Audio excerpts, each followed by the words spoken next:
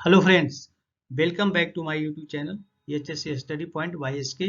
आज हम बात करेंगे कि सेफ होस्ट और सेफ क्रेन ऑपरेशन के लिए किन किन चीज़ों का ध्यान रखना जरूरी है या किन किन चीज़ों पे ध्यान देने की ज़रूरत है ताकि सेफ होस्ट हो और क्रेन ऑपरेशन सेफली हो। तो चलिए इन पॉइंट को देखते हैं क्या क्या है। तो चलिए स्टार्ट करते हैं। पहला देखेंगे, Ensure host rope or chain in properly seated in ships and pocket wheels। अब यहाँ दो चीजें हैं। अगर यहाँ पे वायर रोप सीलिंग है तो वो प्रॉपरली सीटेड होना चाहिए शिप्स के अंदर, जहाँ पे हुक अपना रहता है, हुक जहाँ पे उसके अंदर शिप भी रहते हैं और उसके अंदर एक पुली रहती है जिसपे वो रन करता है स्मूथली।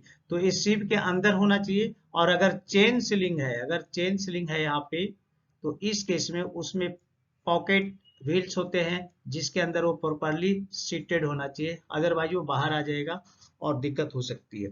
नेक्स्ट जो पॉइंट है, make sure that the load will not contact any obstruction. यानी लोड को कहीं पे अगर प्लेस करना है या लोड को एक जगह से दूसरे जगह रखना है तो ये ध्यान रखना जरूरी है कि लोड को हम जिस तरफ से लेके जा रहे हैं वहां पे कोई ऑब्स्ट्रक्शन नहीं हो लोड को ले जाने में, अदरवाइज लोड वहां टकरा सकता है और वहां पे एक्सीडेंट होने का डर हो सकता है। नेक्स्ट पॉइंट है, अवॉइड स्विमिंग द लोड और लोड हुक व्हाइल ट्रेवलिंग।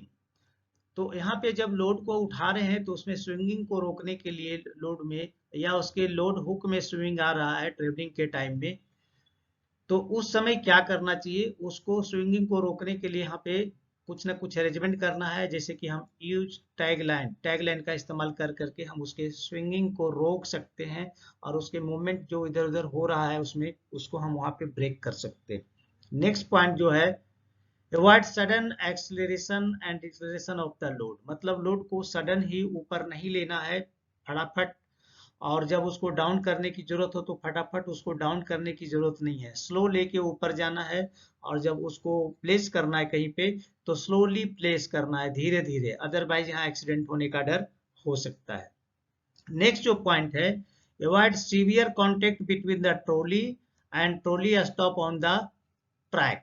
तो ये है ईओटी क्रेन के बारे में पॉइंट रखा गया है कि यहाँ पे जो ट्रॉली होते हैं और ट्रॉली पे जो उसके ट्रैक पे जो स्टॉपर लगे हुए होते हैं तो उसके वहां पे क्या करना चाहिए, सीवियर कांटेक्ट हो सकता है वहां पे जिससे एक्सीडेंट हो सकता है। तो यहाँ पे बहुत ही केयर की जरूरत है। अगर वहां रोकना है और वहां पे जाके उसको रोकना है, स्टॉप करना मूवमेंट को, तो ट्रॉली को स्लो करके ही रोकना है ताकि स्टॉप पे जाते जाते हल्का सा उसमें टच हो और बंद हो जाए। अदरवाइज स्पीड में अगर ट्रॉली को लाके वहां छोड़ देंगे तो हो सकता है स्टॉपर के साथ जाके काफी स्पीड के साथ टकराए और स्टॉपर टूट जाएगा, फिर एक्सीडेंट होने का डर हो सकता है। नेक्स्ट देखेंगे, when wind becomes dangerous during outdoor job. अगर बाहर काम कर रहे हैं वहां पे देख रहे हैं विंड है जो काफी तेज चल रही है जो कि डेंजरस हो सकता है लिफ्टिंग के लिए, तो इस केस में क्या करना है, discontinue use of the equipment, माने इक्विपमेंट का इस्तेमाल करना बंद कर देना है। And anchor it as recommended, और इसके हुक को एंकर कर देना जैसा कि मैन्युफैक्चर के द्वारा रिकमेंडेड किया जाता है, या जो ऑपरेशन के जो लोग होते हैं क्रेन ऑपरेशन के उनके द्वारा रिकमेंड किया जाता है जब हवा काफी तेज हो तो हुक को एंकर कर देना चाहिए। नेक्स्ट पॉइंट देखते हैं, if power is interrupted during operation of a crane और hoist, place all controls in off position. यानी कि क्रेन के ऑपरेशन के टाइम में या होस्ट का ऑपरेशन कर रहे हैं, क्रेन का ऑपरेशन कर रहे हैं और उस समय अगर पावर चली जाती है तो उस केस में पावर आने के पहले पहले क्या करना है, जो भी कंट्रोल है उसको ऑफ पोजीशन में ले लेना है, अदरवाइज वहां पे प्रॉब्लम कुछ हो सकता है। तो सेफ्टी फीचर को फॉलो करें, यहाँ पे ऑफ पोजीशन में उसको पूरे बटन को ले लेना है ताकि अगर सडन लाइट आती है तो उसमें कोई प्रॉब्लम नहीं हो। नेक्स्ट जो है, if more than one host or crane used to lift a move of load, one person should be assigned as responsible of the operation। तो ये करना जरूरी है। अगर एक से ज्यादा होस्ट है, एक से ज्यादा क्रेन का ऑपरेशन चल रहा है तो उसमें इसको इसको देखने के लिए, इसको मॉनिटर करने के लिए एक आदमी का अलग से डिप्लॉय करना जरूरी है जो कि वो रिस्पॉन्सिबल रहेगा उस पूरे एक्टिविटी के लिए। तो ये करना इम्पोर्टेंट है। चलिए नेक्स्ट देखते हैं, स्पेशल हैवी लिफ्ट में क्या है, स्पेशल हैवी लिफ्ट कब किसको माना जाएगा, तब होगा lift in excess of the rated capacity. कभी कभी क्या होता है कि कुछ लोड को उठाना होता है और वहाँ पे रेटेड कैपेसिटी जो है वहाँ पे नहीं रहता है, हमारी क्रेन की खत्म हो जाते हैं, तो उस केस में वहाँ पे जो ऑथोराइज आदमी होते हैं वो थोड़ा सा रिस्क लेके, थोड़ा ही इधर उधर का मूवमेंट होता है स्लाइटली, तो वहाँ पे रिस्क लेके इसको काम करते हैं, तो ऐसे लिफ्ट को स्पेशल हैवी लिफ्ट कहा जाता है। अब इसके दूसरे पॉइंट को देखते हैं। Each heavy lift must be analyse and authorise by qualified person. तो इस तरह के जो एक्टिविटी होते हैं, जितने भी हैवी लिफ्ट ऑपरेशन होता है, उसका एनालाइजेशन है जो किया जाता है क्वालिफाइड पर्सन के थ्रू या ऑथोराइज भी उसी के द्वारा किया जाता है, तभी वो एक्शन वो एक्टिविटी चलेगी, अदरवाइज नहीं चलेगी। इसलिए ऑथोराइज आदमी होना चाहिए और क्वालिफाइड पर्सन होना चाहिए और उसको एनालाइज उसके द्वारा किया जाना चाहिए। नेक्स्ट जो पॉइंट है, does not authorise any heavy lift in every day operation. तो सही है, कोई भी अगर हैवी लिफ्ट ऑपरेशन है जो डेली एक्टिविटी चलता है उसके तरह नहीं होता है, इसलिए हैवी ऑपरेशन को डेली एवरी डे ऑपरेशन की तरह यूज नहीं करना है, इसमें बहुत ही प्रिकॉशन की जरूरत है और इसमें ऑथोराइज आदमी का होना आवश्यक है। इसलिए जो जनरल एक्टिविटी लिफ्टिंग का चलता है उसमें हैवी लिफ्ट का ऑपरेशन नहीं चलेगा, ये गलत है। नेक्स्ट देते हैं पुलिंग द लोड। अब लोड को पुल करने का भी कभी कभी इसमें आ जाता है, हालांकि क्रेन के थ्रू लोड को पुल करना रिकमेंडेड नहीं है, फिर भी इस पे कुछ पॉइंट है जिसको देख लेते हैं।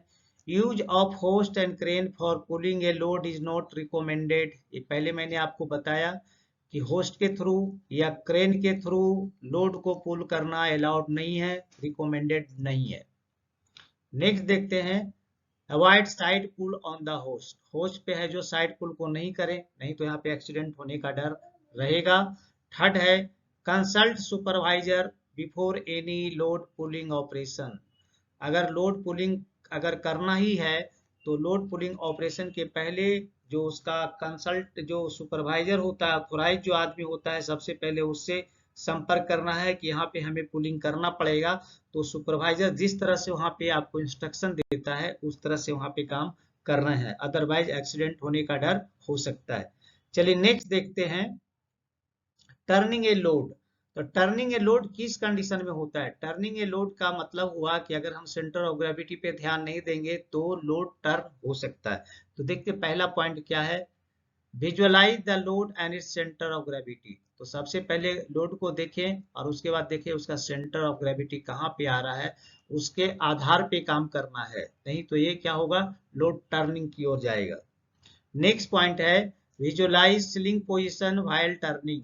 तो ये भी देखना है, जब आप लोड को उठा रहे तो सबसे पहले इसको टेस्ट जो किया जाता है, थोड़ा सा उठा करके उस समय देख लें और देख लें कि टर्न किधर की हो रहा है, तो फिर स्लिंग के पोजीशन को चेंज करना पड़ेगा, तो जाके सही कंडीशन में आएगा। नेक्स्ट देखेंगे, determine how load will be control. अब यहाँ पे ये देखना है कि लोड को कैसे कंट्रोल किया जाता है, यानी कैसे कंट्रोल का मतलब हुआ सेंटर ऑफ ग्रेविटी कहाँ आ रहा है, तो हमें हुक पॉइंट किस तरह से एडजस्ट करने चाहिए ताकि इसमें कोई प्रॉब्लम यहाँ पे नहीं आएगा। नेक्स्ट पॉइंट देखेंगे तो इसमें कैसे करेंगे, कंट्रोल करने का क्या क्या नियम है, पहले टैग लाइन लगा सकते हैं, दूसरा होता है टू हुक टर्न भी लगा सकते हैं, तो इसके थ्रू भी आप कंट्रोल कर सकते हैं। अब यहाँ पे देखेंगे no shock loading specially with wire rope sling. तो वायर रोप स्लिंग में शॉक लोडिंग का मतलब हुआ कि सडन लोड को हुक के साथ डाला और सडन उसको काफी तेजी से उठा लिया स्पीड में, तो इसको हम लोग शॉक लोडिंग बोलते हैं। और इस ऐसा अगर करने से है जो स्लिंग डैमेज हो सकता है और स्लिंग डैमेज होने से स्लिंग टूट भी सकता है।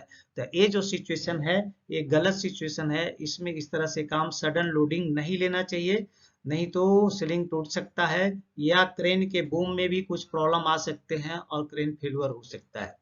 तो अभी आपने अच्छे से समझ गया, आप समझ चुके होंगे कि things for safe host and safe crane operation. तो ये कौन कौन सा पॉइंट है जिसको हमें फॉलो करना चाहिए ताकि क्रेन के ऑपरेशन के टाइम में या होस्ट के ऑपरेशन के टाइम में कोई एक्सीडेंट नहीं हो। तो आशा करते हैं आप सभी अच्छे से समझ गए होंगे।